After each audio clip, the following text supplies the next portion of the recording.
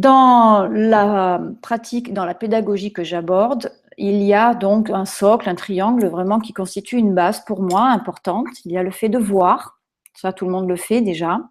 Il y a le fait d'analyser, alors ça tout le monde le fait plus ou moins bien, justement, intuitivement, pas toujours consciemment. Donc on va creuser dans cette façon d'analyser votre réalité, celle que vous observez.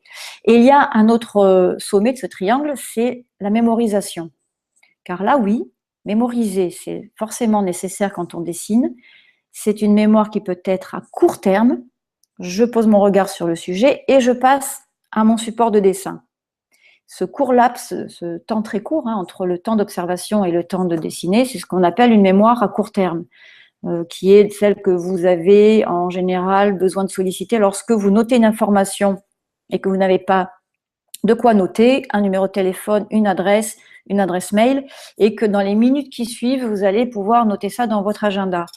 Voilà, mémoire à court terme. Et la mémoire à long terme également, elle va se développer.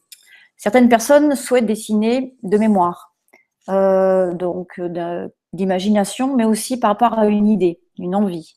Alors, cette mémoire, tout dépend de chacun. Elle est peut-être plus ou moins déjà développée. Il va être facile de dessiner de mémoire lorsqu'on aura déjà dessiné d'observation, fait une bonne analyse.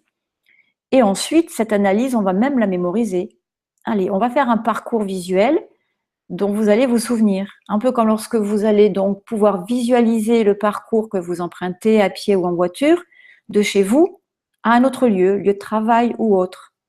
Vous êtes capable de le visualiser, ce chemin. Donc le dessinateur qui peut dessiner de mémoire est capable d'abord de visualiser mentalement son sujet. Certes, ce n'est pas un sujet qu'il inventera, il l'aura peut-être déjà vu dans la réalité. Et ensuite, il se souvient du parcours qu'il aura donc effectué. On va dessiner de mémoire des choses qu'on a déjà quand même abordées, qu'on a étudiées avec un support, un modèle.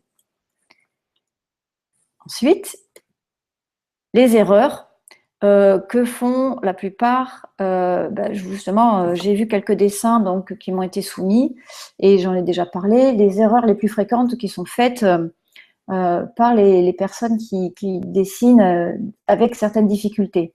Alors pourquoi elles sont faites? Bien, voilà, ça reprend finalement le fait de ne pas analyser suffisamment, d'être encore un peu piégé par notre cerveau et les phénomènes déformants, dus un peu à la physiologie des yeux, et le vécu. La mémoire de chacun qui, elle, alors là, c'est la mémoire à long terme, c'est une mémoire qui touchera différents sens, ça peut être même la mémoire auditive et la mémoire kinesthésique.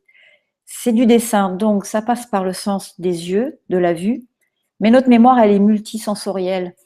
Et lorsqu'on évoque une chose, ce qui va nous imprégner, ça peut être une image, mais ça peut être aussi un ensemble de choses, de sens, du toucher, pourquoi pas, ou de l'ouïe. Donc, il faudra faire la part des choses entre ce que vous avez mémorisé, comment vous l'avez mémorisé, et ce que vous observez sur le moment présent.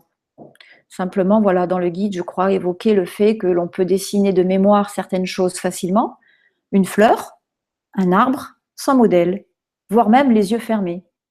Car là, vous allez piocher dans votre mémoire ce que votre cerveau a emmagasiné depuis la toute petite enfance, c'est finalement le symbole de la fleur. Et lorsque je fais faire cette expérience à 10 personnes, dessinons ensemble une fleur, les yeux fermés, en 4 à 5 secondes. Lorsque nous ouvrons les yeux, nous pouvons observer que 8 à 9 personnes sur 10 ont tous dessiné la même petite fleur.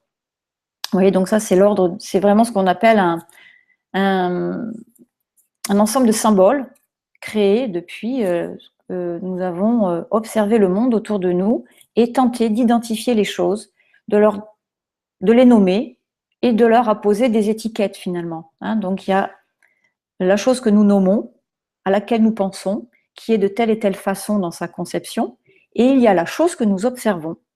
Et c'est à ce niveau-là qu'il va falloir faire finalement la distinction.